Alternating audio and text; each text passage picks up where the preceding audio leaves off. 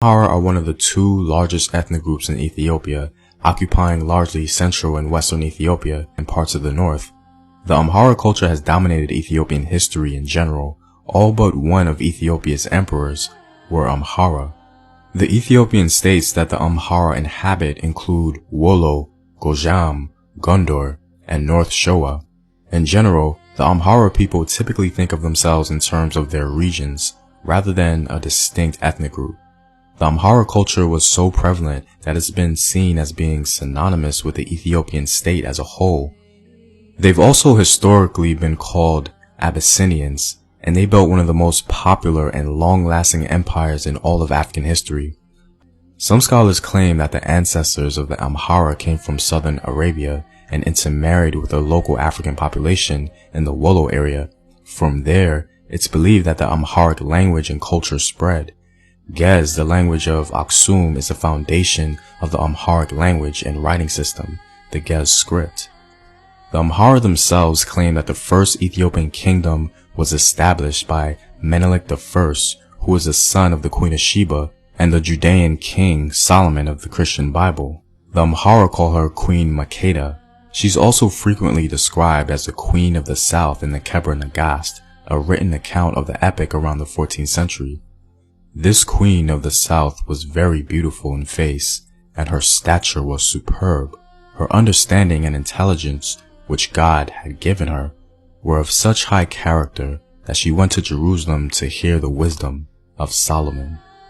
The Kebra Nagast documents the oral epic of the Amhara concerning the romantic relationship between Queen Makeda and King Solomon. The Amharas even claim that the legendary Ark of the Covenant was brought from Jerusalem to Ethiopia. Orthodox Christianity amongst the Amhara was adopted at least to around the 4th century via the Aksumite dynasty. Christianity itself remains the core of Amhara culture. Many people don't know that there was a huge struggle between Islam and Christianity in Ethiopia. The back and forth battles between the two groups determined the fate of the entire region itself. The influx of Islam brought in a holy war against Christianity in Ethiopia. Even though the Muslims gained an initial stronghold, the Amhara Christians pushed back with some help from the Portuguese and reconquered Ethiopia for the Christian faith. This success is the reason why many Amharas are Christians today. The Christian religion remains a big cultural landmark in Ethiopia. One of the grandest structures exemplifying Christian vigor in the region are the churches in Lalibela.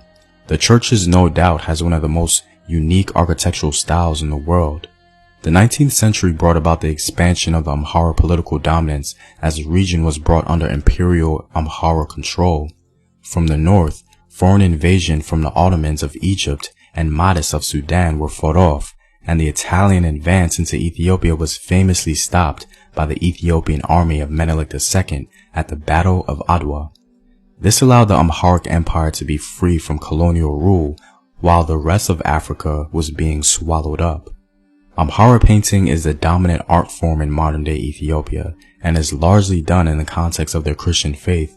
One of the most distinguished features of Amharic art is the large eyes of the subjects, who are usually depicted as biblical figures.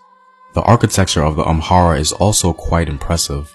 The Amharic castles have become such a distinguished asset for Ethiopian history as a whole.